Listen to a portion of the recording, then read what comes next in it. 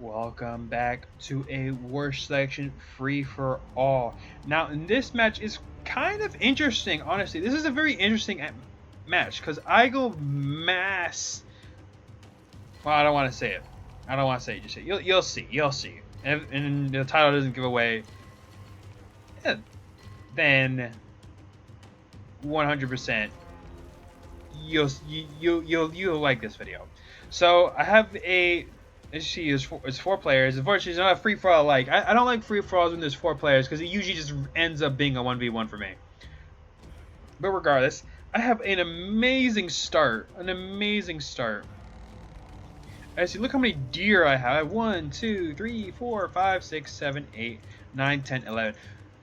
Damn, 11 deer this early. It's only been 3 minutes. 11 deer at the 3-minute mark. That's 400 food each. 400 food each. Now, what 11 times 400 would be 11 times 400 is 4,400 food. So 4,400 food.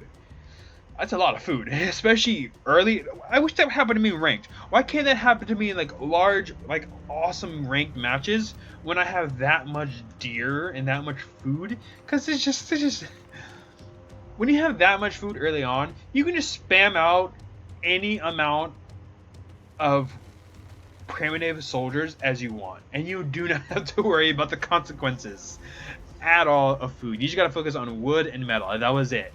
Especially early. And look at that. I don't even have all my berries are still here.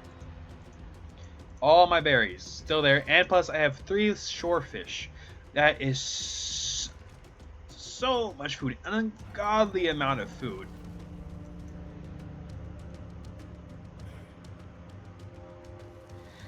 So I immediately, I see this, I'm like, oh, I have to. Immediately go Europe.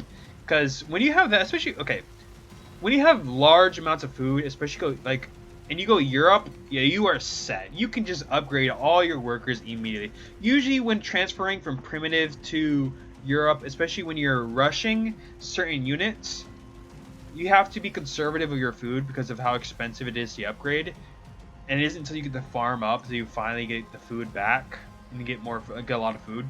But when you have this much food, it's just amazing.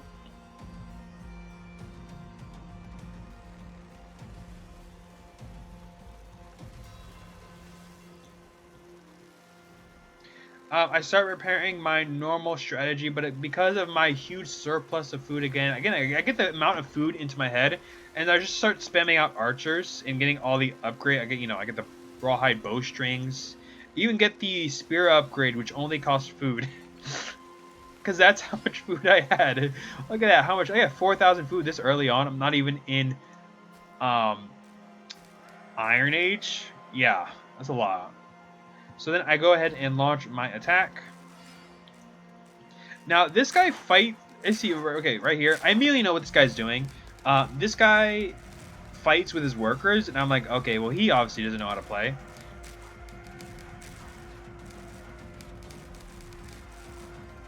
Because I just bulldoze through his workers, and this is exactly what I want. I love it when this, here's the thing. Hardcore players love it when players do this, when they fight with their workers. Because it's just easier to kill the workers. Now, granted, fighting workers especially workers that are on mass, you have a little bit problem with the fact that, they're fighting back, and en masse, workers can annihilate medium-sized armies. But look how much damage I did. Look how many workers died in this. That is a huge amount of workers that died. A huge amount of workers that died. Now, immediately I know what he's doing. As he has 3 stables and 3 barracks. Immediately, I know what he's doing. This is a fairly uncommon strategy players would use when they go cavalry up front and then archers in the back. Now this is an incredibly powerful strategy, but it's fairly uncommon because of the cost. Because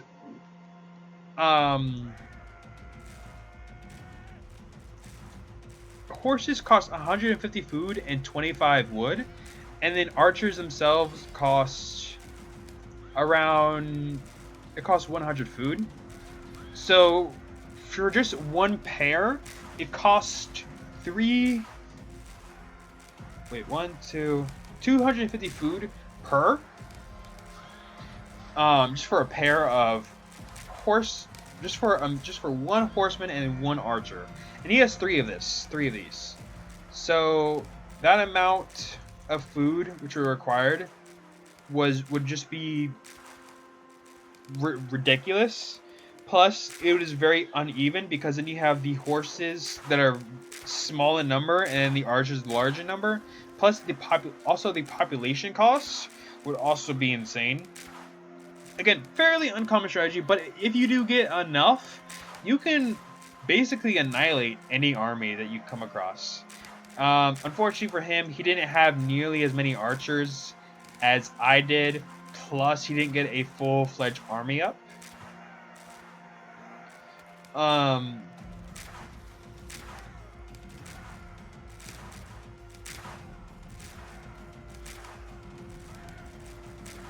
Yeah, as you see, I'm annihilating. Plus, these are also upgraded archers.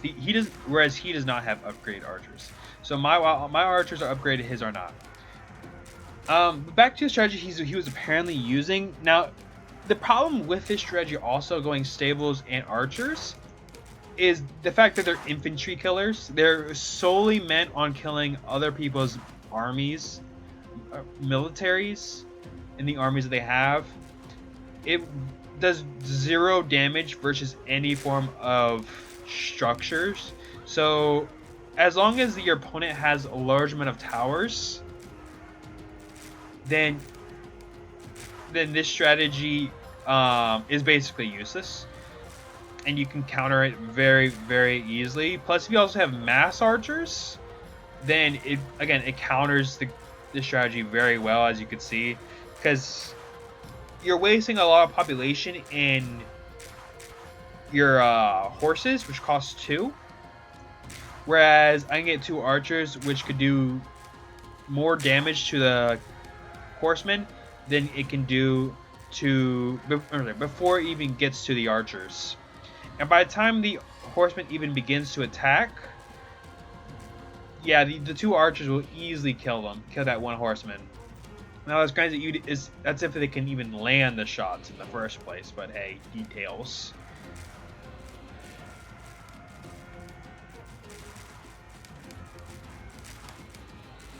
And again, he launches his assault with, his workers. Now, unfortunately for this strategy, though, unfortunately for what I do, is the fact I have placed myself between a rock and a hard place. So while I am killing a lot of workers, I'm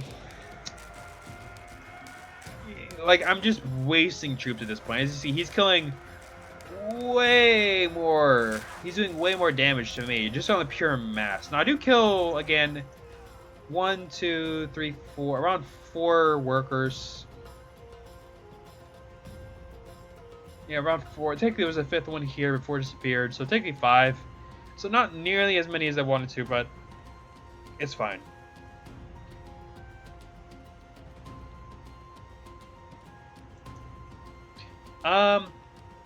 Meanwhile, red and yellow are, well,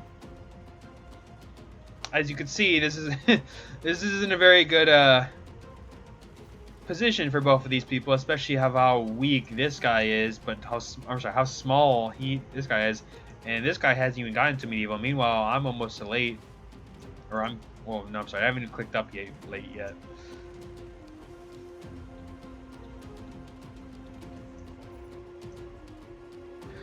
But anyways, I realize that there's no way I'm gonna defeat this guy with just archers. Like, even if I run into the base, kill all of his workers, do everything I possibly could to just break this guy, he's not gonna break. So then I decide to settle on rams to finish this guy off, essentially. I get a large force. Now, I do have a little bit of problems with population. Population has always been my pet peeve when it comes to transferring into to industrial from iron to medieval. I can't speak. It's been a problem. It's been a problem for me from going to iron into medieval and then medieval into industrial, because I always have a problem with population because I don't build enough houses, and even when I upgrade all the houses immediately, the population goes so fast to the point where I have to build so many houses really quick to sustain the amount of forces I need.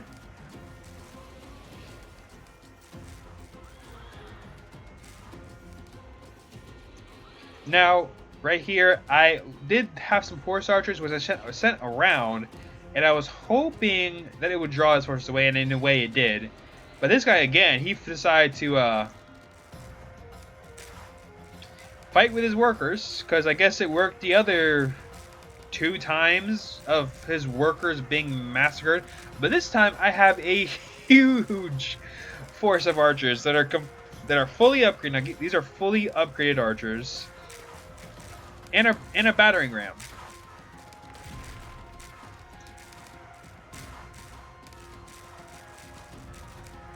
Look at that. Beautiful. Beautiful. Look how beautiful these are. Skip time a little bit. I just full on obliterated this guy's workforce. And right here, you can just see like the sheer power of a battering ram. It still has 41 health, and it took that much beating. Granted, it was from workers and whatever archers that remained, but oof.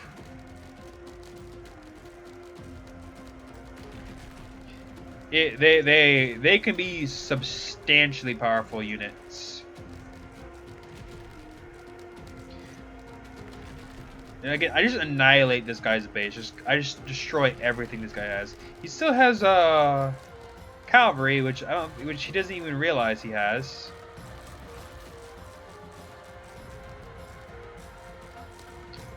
And now he realizes he has it. Right here, he just basically gives up, I guess. And that's blue gone. Now, I get kind of worried because I know I'm in red's territory right here. So I built a tower, plus I even got the influence upgrades. So that way I could easily prepare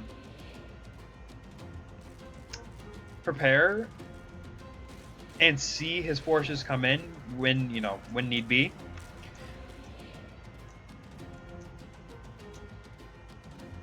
I even get more cavalry. I even go ahead and get some Cossacks later. Meanwhile, this guy, it took him long enough, but he finally did it. He launched a full-scale attack. This guy, and Eastern Asia cannot compare to Western Asia on ground. That's the thing about the two. That's the thing about the two Asian nations. Western Asia has an amazing land-based unit. They have amazing land-based units, but horrible units at sea. Flip side, East Asia has an amazing sea-based unit, water-based units, but horrible land-based units. Now, I guess some people would argue about the Ronins and horse archers because of the fact that horse archers could shoot. But even then, the health from those guys, plus the amount of food required, it's just not worth it. It's not worth it in comparison to these guys, which, these Mamluks could easily take on some Ronins, especially with their AoE, and plus the elf rammers, they can make a mockery of even the most hardened East Asian units.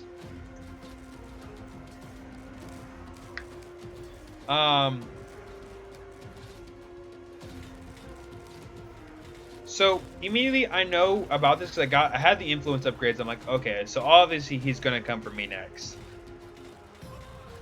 So then I go ahead and launch my own attack, and I focus on the elephants. I don't give two craps about the Mamluks. I knew the Mamluks are powerful.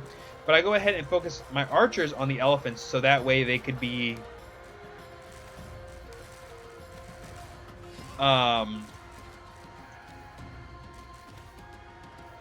easy to destroy, easy to kill, because the Sipbacks cannot destroy, easily killed and not destroy my towers. Because here's the thing: the Sipbacks can kill my archers, but if the elephants can't kill my towers, then the Sipbacks can't do anything against them either. If I can eliminate the elephants, then they can't eliminate my towers. There we go. That's the phrase I'm trying to use.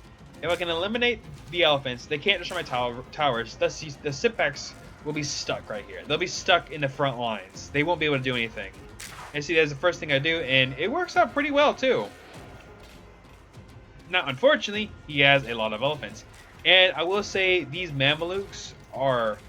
Whew, they made a mockery of my archers. They really, really did.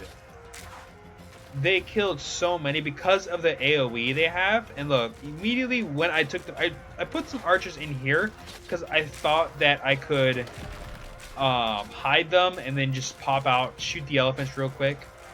But as soon as I popped them out, the AoE attack of the Mamelukes just decimated them. And I realized there was no way I would be able to defeat them with archers. Look at this. It was just...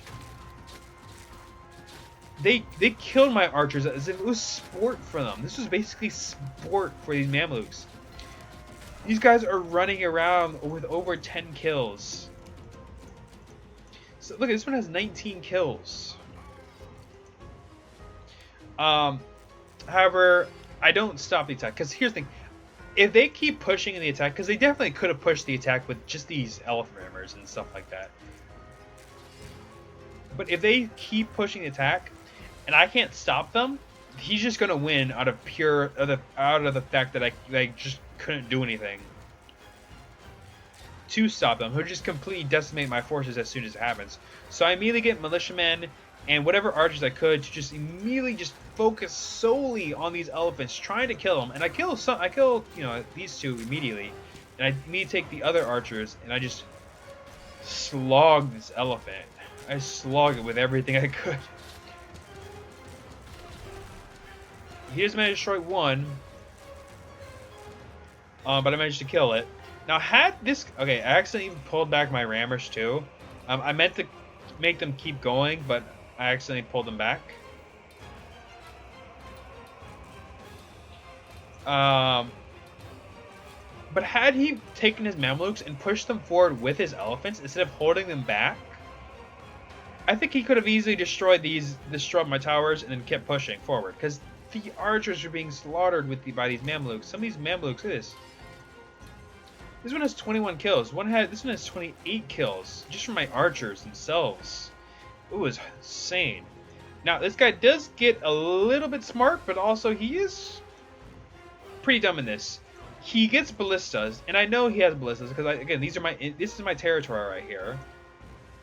And when he does this, I'm like, okay, well, he has ballistas, he has elephants. He doesn't build a tower first. He should have built a tower first so that way he hid what he was making. But, oh well, I suppose. So, like, well, I'm not going to have this. So I immediately get my machine gun towers because I just aged up to Russia. So I'm like, okay, here we go.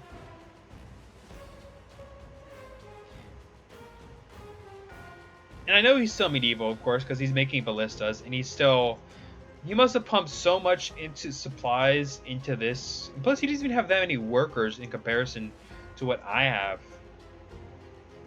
I have far more workers than he does, which is surprising. But I have a little bit of ace up my sleeve, slightly. I take a bombardier. I just lay waste to these houses. Now, the reason I target the houses is because I was hoping to divert his attention and just destroy also his population. I don't go straight for the pier. Plus, I was also having population issues, so I can only make one. What the fuck? Okay. Sorry about that.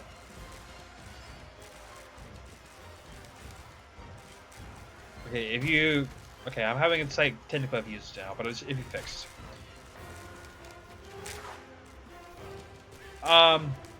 Anyways, I launched an attack with my militiamen and archers to try and destroy these ballistas. And I do manage to succeed. I destroyed one of the ballistas, and then I also destroy this one too. At the last volley, I managed to destroy the last ballista. Thus, you know, giving me enough time. Now, he does unfortunately have a lot of elephant rammers, but against anything industrial, elephant rammers surprisingly fall like flies against anything industrial, and again, unsurprisingly, too, because again, anything of the next age is way powerful than one below it.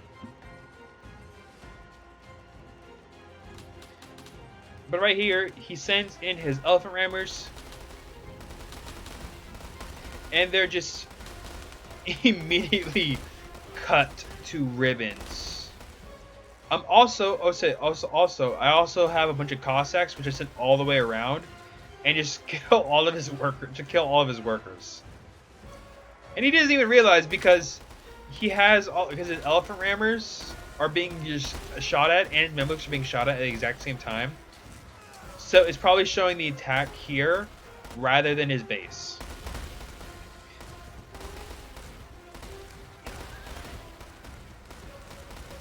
Now, granted, surprisingly, his Mamluks still do surprisingly large amount of damage to my archers. They still kill quite a bit of archers here, but not nearly as enough. And right here, again, I eliminate his units because he just realized that his units were being attacked by my Cossacks. And Cossacks are an amazing Eastern Europe. They are actually one of the fastest cavalries in the game. And plus, with the combination of being bombarded from the sea, yeah, there was no hope for this guy. He had like no naval whatsoever. He had a pier, but he probably spent all his population on, well, you know, these elephants, rammers, and Mamelukes. But yeah, the Cossacks especially played an amazing role. I don't think he would have quit had I not obliterated all of his workers, and had he not he didn't realize that his base was being attacked, because then I think he definitely would have moved them, but he had no defenses either, so it wouldn't really have mattered. He didn't even have a single tower that he could have used. Again, Cossacks are an amazing unit to have. I'm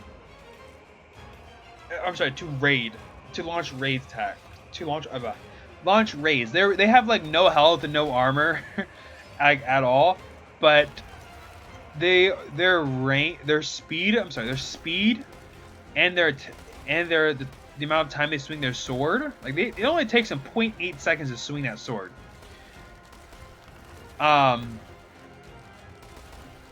It's just you should always use them to launch like counter raids against your opponent, especially when they're attacking you, because the best time to launch a small but yet organized raid is when your opponent is attacking you. That is literally the best time to launch a counterattack. Surprisingly, the best time to launch a counterattack is when the opponent is attacking you. Because if your opponent is attacking you, their army is going to be there, and there's not going to be at their base. So it is a perfect time to launch an attack straight in their back door.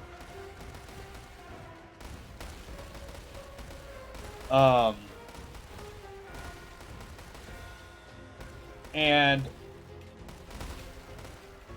just annihilate their supplies, their production capabilities, and whatever else you can. Now, unfortunately, you also deal with the tech at your base, but this one I didn't have to worry because my main force of archers and machine gun towers was more than enough to deal with, well, whatever he could have thrown at me. Even if he had the ballistas, it still wouldn't have been enough, because I could easily just destroy them. But like I said, again, best time to use Cossacks. Cossacks are an amazing Eastern European unit. They really, really are. They have the speed and the abilities to just ruin you. Plus, they're incredibly cheap. So again, definitely you should get the Cossacks. If there is a unit that you want me to try out, then let me know. But anyways, if you enjoyed this video, leave a like, comment, and I'll see you all next time.